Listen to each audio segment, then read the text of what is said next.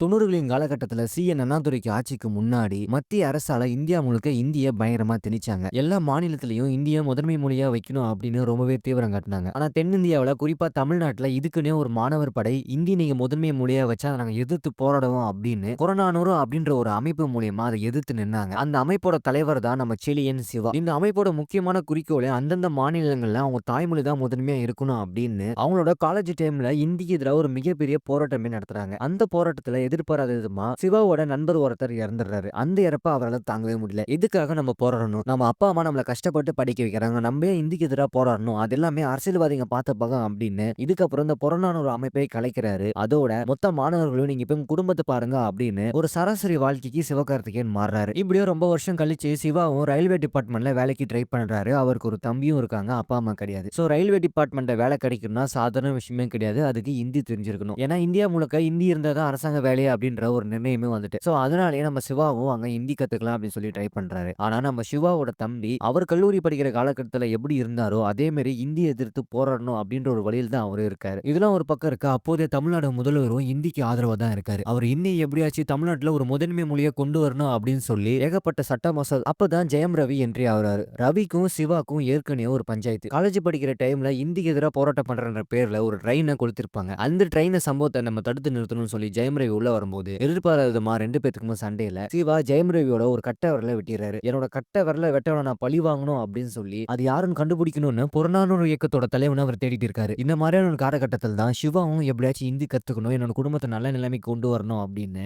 அவர் இருக்கிற ஏரியாவிலே ஒரு எம்பி இருக்காரு. எம்பியோட பொண்ணு தான் ஸ்ரீலீலா. நம்ம லீலாவும் சிவாவும் 2 பேருமே சின்ன வயசுல இருந்து நண்பர்களா தான் இருந்தாங்க. இருந்தாக்கும் லீலா மேல சிவாவுக்கு ஒரு சின்ன கண்ணு. அந்த வட்டாரத்திலேயே லீலா விட்டா அந்த அளவுக்கு யாராலும் ஹிந்தி பேச முடியாது. சோ சிவாவும் எனக்கு நீ ஹிந்தி கத்து தருவியா அப்படின்னு ஹிந்தி கத்துக்கிற சாக்குல இவங்க 2 பேரும் காதல் பண்ணிட்டு இருக்காங்க. ஒரு கட்டத்துக்கு மேல சிவாவோட தம்பி என்னதான் அமர்க்களம் பண்ணாலும் சிவாவும் அவர் கண்டிக்கிறாரு. இந்த இந்திய எதிர்ப்பு போராட்டம் நமக்கு தேவையில்ல. உன் குடும்பத்தை நீ பாரு, உன் ஃப்ரெண்ட்ஸ் கிட்டயும் சொல்லு, அவங்க அப்பா அம்மா ரொம்பவே கஷ்டப்பட்டு படிக்க வைக்கிறாங்க. அவங்க படிச்சு முன்னேறினா கண்டிப்பா நாடு நல்லா முன்னேறும் சொல்லி எவ்வளவு சொல்லி பார்த்தாலும் அவர் தம்பி கேட்கிற மாதிரியே தெரியல. ஏன்னா ஆரம்ப காலகட்டத்துல இந்திக்கு எதிரான ஒரு போராட்டத்தை பண்ணி தன்னோட நண்பனை இழந்த சிவா இந்த மாதிரியான ஒரு தப்பை என் தம்பியும் பண்ணிடக்கூடாது அப்படின்னு சொல்லி அவர் தடுத்து நிறுத்துறாரு. இதெல்லாம் ஒரு பக்கம் இருக்க நம்ம சிவாக்கு எப்படியாச்சும் ரயில்வே டிபார்ட்மெண்ட்ல வேலை வாங்கணும் அப்படின்னு சென்னைக்கு இன்டர்வியூ போறாரு. அப்படி போகும்போது தான் அவருக்கு விஷயம் தெரிய வருது. இந்தின்றது ஒரு முதன்மையான மொழியை ஆக்கிட்டாங்க. கண்டிப்பா ஹிந்தி கத்துக்கிட்டா மட்டுமே இங்க அரசாங்க வேலையை வாங்க முடியும் அப்படின்ற நிலையை அவருக்கு நல்லாவே புரிய வருது. அவர் இன்டர்வியூ அட்டெண்ட் பண்ணும்போது அவர் கேட்கிற கேள்விக்கு எதுவுமே அவரால் ஹிந்தியில சரளமா பதில் சொல்ல முடியல. என்னதான் ஹிந்தி 6 மாசத்துல கத்துக்கிட்டாலும் அந்த அளவுக்கு சிவாவால பேச முடியல. ஏன்னா பிறந்ததுல இருந்தே ஒருத்த ஹிந்தி பேசுறதுக்கும் இப்ப திடீர்னு ஒருத்த ஹிந்தி கத்துக்கிறதுக்கும் நிறைய வித்தியாசம் இருக்கு. இப்ப ஹிந்தி கத்துக்கிட்டா மட்டுமே அரசாங்க வேலைன்னு சொல்லும் பொழுது இந்தி ஆரம்பத்துல இருந்தே பேசுறவங்க தான் முதன் உரிமை. அப்ப நம்ம தமிழர்களுக்கு இந்த சவுத் இந்தியால இருக்கிற எல்லாருக்குமே ஒரு அரசாங்க வேலையே கிடைக்காதா அப்படின்னு சொல்லி அவர் ரொம்பவே ஃபீல் பண்றாரு. அப்பதான் இதனால ஏகப்பட்ட மாணவர்கள் பாதிக்கப்படுறாங்க. அந்த ரயில்வே ஸ்டேஷன்ல அப்பன்னு பார்த்து முதலமைச்சர் வர அப்ப அந்த முதலமைச்சரோட கால ஒரு பையன் விழுந்து ஐயா இந்திய எதிர்ப்பை எப்படியாச்சும் தடுத்து நிறுத்துங்க, என்ன பேர் நிறைய மாணவர்கள் பாதிக்கப்படுறாங்க அப்படின்னு ஹிந்தி கத்துக்கிட்டா மட்டும்தான் அரசாங்க வேலை நீங்க சொல்லும் பொழுது அதனால என் வாழ்க்கையே பாலாயிடுச்சு, நானும் எவ்வளவு முயற்சி பண்ணி பார்த்தா எனக்கு வேலையே கிடைக்கல அப்படின்னு எவ்வளவு சொல்லி பார்த்தாலும் அது முதலமைச்சர் கேட்கற மாதிரியே இல்ல. ஹிந்தி தாப்பா முதன்மை மொழி அப்படின்னு சொல்லி அவர் சொல்லிட்டு போயிறாரு. அந்த ஒரு விரக்தியிலே அந்த ஒரு மாணவர் அங்கேயே தற்கொலை பண்ணிக்கிறாரு. தான் கண்ணு முன்னாடியே ஒரு மாணவர் தீக்குளிச்சு இறக்குறாரு. இத்தனை நாளா நம்ம பண்ண போராட்டத்துக்கும் இதுக்கப்புறம் நடக்க போற விஷயத்துக்கும் நமக்கு சம்பந்தமே இல்லாத மாதிரியும் அது மட்டும் இல்லாம இந்த இந்திய தமிழை எவ்வளவு அழிக்குது, இதனால ஏகப்பட்ட பேர் பாதிக்கப்படுறாங்க அப்படின்ற ஒரு விஷயத்தை அவர் நல்லாவே புரிஞ்சுக்கிட்டாரு. சோ இதுக்கப்புறமே வேலைக்காவது நம்ம பழைய புறநானூறு படையை நம்ம மீண்டும் தரத்த வேண்டும் அப்படின்னு சொல்லி இந்திக்கு எதிராக தன்னோட தம்பி ஒரு போராட்டத்தை பண்ணிட்டு இருப்பாரு. சோ அந்த போராட்டத்துக்கு இவர் ஆதரவு கொடுக்குறாரு. கடைசி நிமிஷத்திற்குள்ள தன்னோட தம்பிக்கு கை கோர்த்து இதுக்கப்புறம் நாமும் கூட இருக்க, நம்ம இறங்கி துணிஞ்சு பண்ணுவோம் அப்படின்னு இந்திக்கு எதிராக ஒட்டுமொத்த தமிழ்நாடு மொழியும் மாணவர் படையை அவங்க திரட்டுறாங்க. அது மட்டும் இல்லாம ஒரு போராட்டத்தையும் அவங்க நடத்துறாங்க. ஆனா இந்த இடத்துல தான் நம்ம ஜெயம் ரவியோ இந்த போராட்டத்தை எப்படியாச்சும் தடுத்து நிறுத்தணும் அப்படின்னு சொல்லி முயற்சி பண்றாரு. ஒரு கட்டத்துக்கு மேல இந்த போராட்டத்தை நம்ம பர்மிஷனோட நடத்துவோம் அப்படின்னு சிவகார்த்திகேயன் ஐடியா சொல்ல அந்த பர்மிஷனை வாங்குறதுக்காக அவரும் மெட்ராஸுக்கு போயிடுறாரு. ஆனா இந்த டைம்ல சிவாவோட தம்பி அதை வெயிட் பண்ணாம அவர் எப்ப போராட்டத்துக்கு பர்மிஷன் வாங்கிட்டு வரது நம்ம எப்ப பண்றது அப்படின்னு சிவாவோட தம்பி பர்மிஷனே வாங்காம சொல்ல சொல்ல கேட்காம போராட்டத்துல இறங்குறாரு. ரவிக்கு இது ரொம்ப சாதகமா இருக்கு. ஏன்னா அவர் புறநானூரோட படையோட தலைவனை தேடுறாரு. அவருக்கு நல்லாவே தெரியும் சிவா தான் அந்த படையோட தலைவன் அப்படின்னு சொல்லி. சோ அதுக்காக அவரோட தம்பியை டார்கெட் பண்ணி அங்கேயே சுட்டு கொண்டுறாங்க. தன்னோட தம்பியோட இறப்ப அவரால் தாங்கவே முடியல. இத்தனை போராட்டங்கள் பண்ணியும் தமிழக அரசு கொஞ்சம் கூட அதை செவிசாக்காம ஏகப்பட்ட மாணவர்களை சுட்டு கொன்றாங்க. இதுல ரவியோட பங்கு முக்கியமானதா இருக்கு. ஏன்னா அவரை பொறுத்த வரைக்கும் இதுக்காக இந்திக்கு அவர் ஆதரவு கொடுக்கறாருன்னா அவரோட மதர் டங் ஹிந்தி. சோ அதனாலே அவருக்கு இந்திக்கு ஆதரவாகவும் தமிழுக்கு எதிராகவும் இருக்காரு. ரவியும் சிவாவோட தம்பி அவரோட கண்ணு முன்னாடியே சுட்டு கொன்னுறாரு. இதனால அவரால் தாங்கவே முடியல. சிவாவை அரெஸ்ட் பண்ணி உங்களோட அமைப்போட மொத்த இயக்கத்தை நிறுத்துங்க,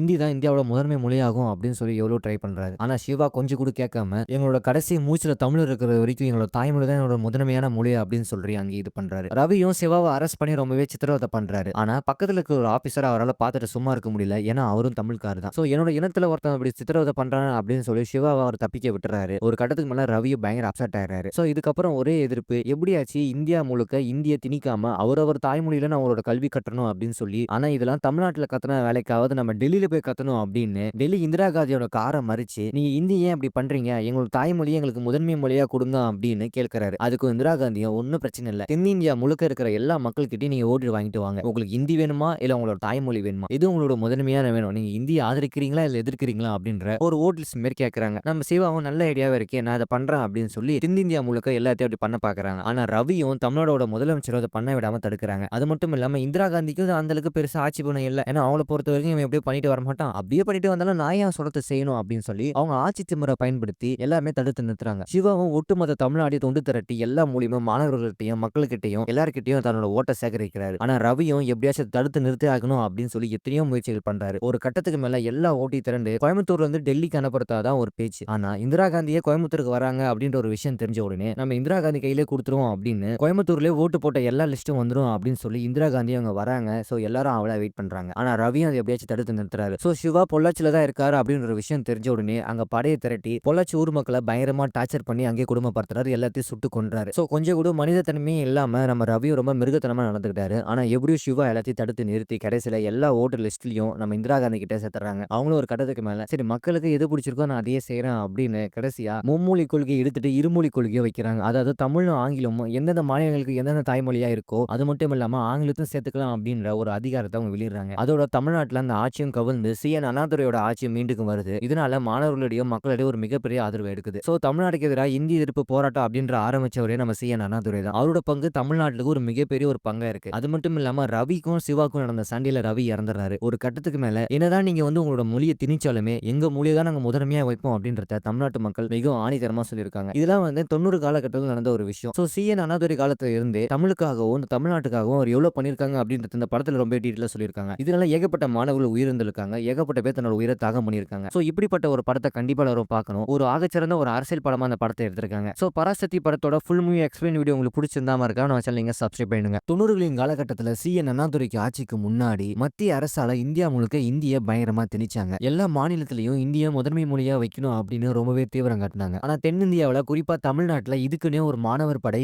இந்தி நீங்க முதன்மை மொழியா வச்சா நாங்க எதிர்த்து போராடுவோம் அப்படின்னு புறநானூறு அப்படின்ற ஒரு அமைப்பு மூலியமா அதை எதிர்த்து நின்னாங்க. அந்த அமைப்போட தலைவர் தான் நம்ம செலியன் சிவா. இந்த அமைப்போட முக்கியமான குறிக்கோளே அந்தந்த மாநிலங்கள்ல அவங்க தாய்மொழி தான் முதன்மையா இருக்கணும் அப்படின்னு அவங்களோட காலேஜ் டைம்ல இந்திக்கு எதிராக ஒரு மிகப்பெரிய போராட்டமே நடத்துறாங்க. அந்த போராட்டத்துல எதிர்பாராத விதமா சிவாவோட நண்பர் ஒருத்தர் இறந்துடுறாரு. அந்த இறப்ப அவரால் தாங்கவே முடியல. எதுக்காக நம்ம போராடணும்? நம்ம அப்பா அம்மா நம்மள கஷ்டப்பட்டு படிக்க வைக்கிறாங்க. நம்ம ஏன் இந்திக்கு எதிராக போராடணும்? அது எல்லாமே அரசியல்வாதிங்க பார்த்த பகம் அப்படின்னு இதுக்கப்புறம் இந்த புறநானூறு அமைப்பை கலைக்கிறாரு. அதோட மொத்த மாணவர்களும் நீங்க இப்ப குடும்பத்தை பாருங்க அப்படின்னு ஒரு சராசரி வாழ்க்கைக்கு சிவகார்த்திகேயன் மாறுறாரு. இப்படியோ ரொம்ப வருஷம் கழிச்சு சிவாவும் ரயில்வே டிபார்ட்மெண்ட்ல வேலைக்கு ட்ரை பண்றாரு. அவருக்கு ஒரு தம்பியும் இருக்காங்க. அப்பா அம்மா கிடையாது. சோ ரயில்வே டிபார்ட்மெண்ட்ல வேலை கிடைக்கணும்னா சாதாரண விஷயமே கிடையாது. அதுக்கு ஹிந்தி தெரிஞ்சிருக்கணும். ஏன்னா இந்தியா முழுக்க ஹிந்தி இருந்தா தான் அரசாங்க வேலையா அப்படின்ற ஒரு நிர்ணயமே வந்துட்டு. சோ அதனாலேயே நம்ம சிவாவும் அங்க ஹிந்தி கத்துக்கலாம் அப்படின்னு சொல்லி ட்ரை பண்றாரு. ஆனா நம்ம சிவாவோட தம்பி அவர் கல்லூரி படிக்கிற காலகட்டத்துல எப்படி இருந்தாரோ அதே மாதிரி இந்தி எதிர்த்து போராடணும் அப்படின்ற ஒரு வழியில் தான் அவரு இருக்காரு. இதெல்லாம் ஒரு பக்கம் இருக்கு. அப்போதைய தமிழ்நாடு முதல்வரும் இந்திக்கு ஆதரவா தான் இருக்காரு. அவர் இன்னி எப்படியாச்சும் தமிழ்நாட்டுல ஒரு முதன்மை மொழியை கொண்டு வரணும் அப்படின்னு சொல்லி ஏகப்பட்ட சட்ட மசோதா அப்பதான் ஜெயம் ரவி என்ட்ரி ஆகுறாரு. ரவிக்கும் சிவாக்கும் ஏற்கனவே ஒரு பஞ்சாயத்து. காலேஜ் படிக்கிற டைம்ல இந்திக்கு எதிராக போராட்டம் பண்ற பேர்ல ஒரு ட்ரெயினை கொடுத்திருப்பாங்க. அந்த ட்ரெயினை சம்பவத்தை நம்ம தடுத்து நிறுத்தணும்னு சொல்லி ஜெயம் ரவி உள்ள வரும்போது எதிர்பாராத விதமா 2 பேத்துக்கும் சண்டையில சிவா ஜெயம் ரவியோட ஒரு கட்டை விரல வெட்டிடுறாரு. என்னோட கட்டை விரல வெட்டவன நான் பழி வாங்கணும் அப்படின்னு சொல்லி அது யாருன்னு கண்டுபிடிக்கணும்னு புறநானூறு இயக்கத்தோட தலைவனை அவர் தேடிட்டு இருக்காரு. இந்த மாதிரியான ஒரு காலகட்டத்தில் தான் சிவாவும் எப்படியாச்சும் ஹிந்தி கத்துக்கணும், என்னோட குடும்பத்தை நல்ல நிலைமைக்கு கொண்டு வரணும் அப்படின்னு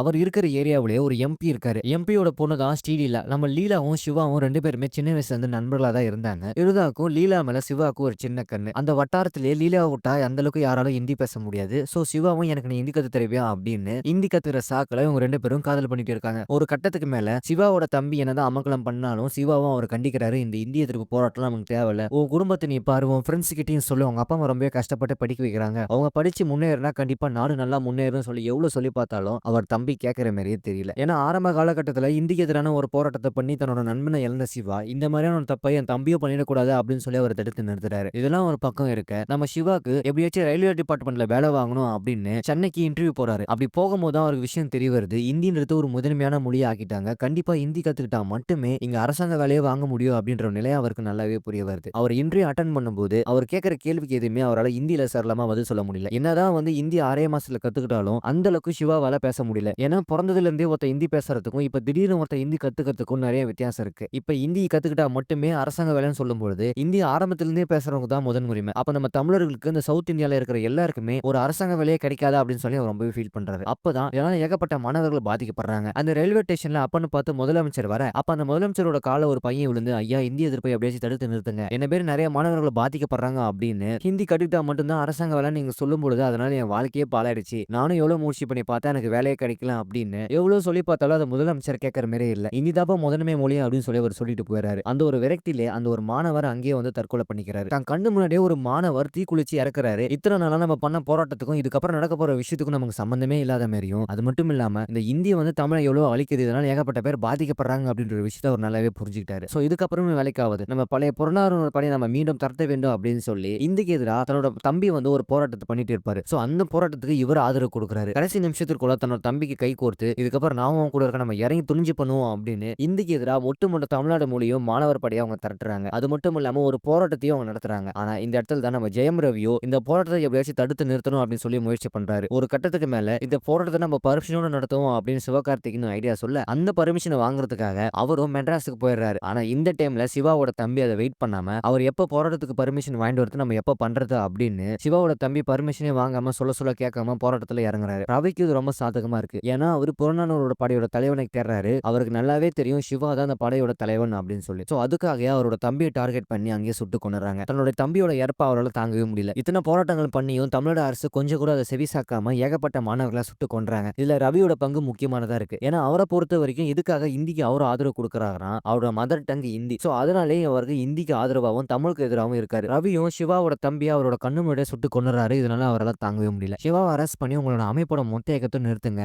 இந்தி தான் இந்தியாவோட முதன்மை மொழியாகும் அப்படின்னு சொல்லி எவ்வளவு ட்ரை பண்றாரு. ஆனா சிவா கொஞ்சம் கூட கேட்காம எங்களோட கடைசி மூச்சுல தமிழ் இருக்கிற வரைக்கும் எங்களோட தாய்மொழி தான் என்னோட முதன்மையான மொழி அப்படின்னு சொல்லி அங்கே இது பண்றாரு. ரவியும் சிவாவை அரெஸ்ட் பண்ணி ரொம்பவே சித்திரவதை பண்றாரு. ஆனா பக்கத்துல இருக்க ஒரு ஆபீசர் அவரால் பார்த்துட்டு சும்மா இருக்க முடியல. ஏன்னா அவரும் தமிழ்காரர் தான். சோ என்னோட இனத்துல ஒருத்தன் இப்படி சித்திரவதை பண்றான் அப்படின்னு சொல்லி சிவாவை அவர் தப்பிக்க விட்டுறாரு. ஒரு கட்டத்துக்கு மேல ரவியும் பயங்கர அப்செட் ஆயிடுறாரு. சோ இதுக்கப்புறம் ஒரே எதிர்ப்பு எப்படியாச்சு இந்தியா முழுக்க இந்திய திணிக்காம அவரவர் தாய்மொழியில நான் அவரோட கல்வி கட்டணும் அப்படின்னு சொல்லி, ஆனா இதெல்லாம் தமிழ்நாட்டுல கத்துன வேலைக்காவது நம்ம டெல்லியில போய் கத்தணும் அப்படின்னு டெல்லி இந்திரா காந்தியோட காரை மறிச்சு, நீ இந்தி ஏன் இப்படி பண்றீங்க, எங்களோட தாய்மொழியை எங்களுக்கு முதன்மை மொழியா கொடுங்க அப்படின்னு கேட்கிறாரு. அதுக்கு இந்திரா காந்தியும் ஒன்னும் பிரச்சனை இல்ல, தென்னிந்தியா முழுக்க இருக்கிற எல்லா மக்கள்கிட்டயும் நீங்க ஓட்டு வாங்கிட்டு வாங்க. உங்களுக்கு ஹிந்தி வேணுமா இல்ல உங்களோட தாய்மொழி வேணுமா, இது உங்களோட முதன்மையான வேணும், நீங்க இந்தியை ஆதரிக்கிறீங்களா இல்ல எதிர்க்கிறீங்களா அப்படின்ற ஒரு ஓட் லிஸ்ட் மாதிரி கேட்கறாங்க. நம்ம சிவாவும் நல்ல ஐடியாவே இருக்கே, நான் அதை பண்றேன் அப்படின்னு சொல்லி தென்னிந்தியா முழுக்க எல்லாத்தையும் அப்படி பண்ண பாக்குறாங்க. ஆனா ரவியும் தமிழ்நாடோட முதலமைச்சரும் அதை பண்ண விடாம தடுக்கிறாங்க. அது மட்டும் இல்லாம இந்திரா காந்திக்கும் அந்த அளவுக்கு பெருசா ஆட்சி பண்ண இல்ல. ஏன்னா அவங்கள பொறுத்த வரைக்கும் இவன் எப்படியோ பண்ணிட்டு வர மாட்டான், அப்படியே பண்ணிட்டு வந்தாலும் நான் ஏன் சொல்றதை செய்யணும் அப்படின்னு சொல்லி அவங்க ஆட்சி திமிரை பயன்படுத்தி எல்லாமே தடுத்து நிறுத்துறாங்க. சிவாவும் ஒட்டுமொத்த தமிழ்நாட்டை தொண்டு திரட்டி எல்லா மூலியமா மாணவர்கள்கிட்டையும் மக்கள்கிட்டையும் எல்லார்கிட்டையும் தன்னோட ஓட்டை சேகரிக்கிறாரு. ஆனா ரவியும் எப்படியாச்சும் தடுத்து நிறுத்தி ஆகணும் அப்படின்னு சொல்லி எத்தனையோ முயற்சிகள் பண்றாரு. ஒரு கட்டத்துக்கு மேல எல்லா ஓட்டி திரண்டு கோயம்புத்தூர்ல இருந்து டெல்லிக்கு அனுப்புறதாதான் ஒரு பேச்சு. ஆனா இந்திரா காந்தியே கோயம்புத்தூருக்கு வராங்க அப்படின்ற ஒரு விஷயம் தெரிஞ்ச உடனே நம்ம இந்திரா காந்தி கையிலே கொடுத்துருவோம் அப்படின்னு கோயம்புத்தூர்லயே ஓட்டு போட்ட எல்லா லிஸ்டும் வந்துரும் அப்படின்னு சொல்லி இந்திரா காந்தி அவங்க வராங்க. சோ எல்லாரும் அவளை வெயிட் பண்றாங்க. ஆனா ரவியும் அதை எப்படியாச்சும் தடுத்து நிறுத்துறாரு. சோ சிவா பொள்ளாச்சியில தான் இருக்காரு அப்படின்ற ஒரு விஷயம் தெரிஞ்ச உடனே அங்க படையை திரட்டி பொள்ளாச்சி ஊர் மக்களை பயங்கரமா டார்ச்சர் பண்ணி அங்கே குடும்பப்படுத்துறாரு. எல்லாத்தையும் சுட்டு கொன்றாரு. சோ கொஞ்சம் கூட மனித தன்மையே இல்லாம நம்ம ரவியும் ரொம்ப மிருகத்தனமா நடந்துக்கிட்டாரு. ஆனா எப்படியும் சிவா எல்லாத்தையும் தடுத்து நிறுத்தி கடைசியில எல்லா ஓட்டு லிஸ்ட்லயும் நம்ம இந்திரா காந்தி கிட்ட சேர்த்துறாங்க. அவங்களும் ஒரு கட்டத்துக்கு மேல சரி மக்களுக்கு எது பிடிச்சிருக்கோ நான் அதையே செய்யறேன் அப்படின்னு கடைசியா மும்மொழி கொள்கையை எடுத்துட்டு இருமொழி கொள்கையை வைக்கிறாங்க. அதாவது தமிழும் ஆங்கிலமும் எந்தெந்த மாநிலங்களுக்கு எந்தெந்த தாய்மொழியா இருக்கோ அது மட்டும் இல்லாம ஆங்கிலத்தையும் சேர்த்துக்கலாம் அப்படின்ற ஒரு அதிகாரத்தை அவங்க வெளியிடுறாங்க. அதோட தமிழ்நாட்டுல அந்த ஆட்சியும் கவிழ்ந்து சி.என். அண்ணாதுரையோட ஆட்சியும் மீண்டும் வருது. இதனால மாணவர்களிடையும் மக்களிடையே ஒரு மிகப்பெரிய ஆதரவு எடுக்குது. சோ தமிழ்நாட்டுக்கு எதிராக இந்தி எதிர்ப்பு போராட்டம் அப்படின்ற ஆரம்பிச்சவரே நம்ம சி.என். அண்ணாதுரை தான். அவரோட பங்கு தமிழ்நாட்டுக்கு ஒரு மிகப்பெரிய ஒரு பங்கா இருக்கு. அது மட்டும் இல்லாம ரவிக்கும் சிவாக்கும் நடந்த சண்டையில ரவி இறந்துறாரு. ஒரு கட்டத்துக்கு மேல என்னதான் நீங்க வந்து உங்களோட மொழியை திணிச்சாலுமே எங்க மொழியை தான் நாங்க முதன்மையா வைப்போம் அப்படின்றத தமிழ்நாட்டு மக்கள் மிகவும் ஆணித்தரமா சொல்லியிருக்காங்க. இதெல்லாம் வந்து 90 காலகட்டத்தில் நடந்த ஒரு விஷயம். சோ சி.என். அண்ணாதுரை காலத்துல இருந்தே தமிழுக்காகவும் தமிழ்நாட்டுக்காகவும் அவர் எவ்வளவு பண்ணிருக்காங்க அப்படின்றது இந்த படத்துல ரொம்ப டீட்டெயிலா சொல்லியிருக்காங்க. இதனால ஏகப்பட்ட மாணவர்கள் உயிரிழந்திருக்காங்க. ஏகப்பட்ட பேர் தன்னோட உயிரை தியாகம் பண்ணியிருக்காங்க. சோ இப்படிப்பட்ட ஒரு படத்தை கண்டிப்பா எல்லாரும் பார்க்கணும். ஒரு ஆகச்சிறந்த ஒரு அரசியல் படமா அந்த படத்தை எடுத்திருக்காங்க. சோ பராசக்தி படத்தோட ஃபுல் மூவி எக்ஸ்பிளைன் வீடியோ உங்களுக்கு பிடிச்சிருந்தா மறக்காம நம்ம சேனலை சப்ஸ்கிரைப் பண்ணுங்க.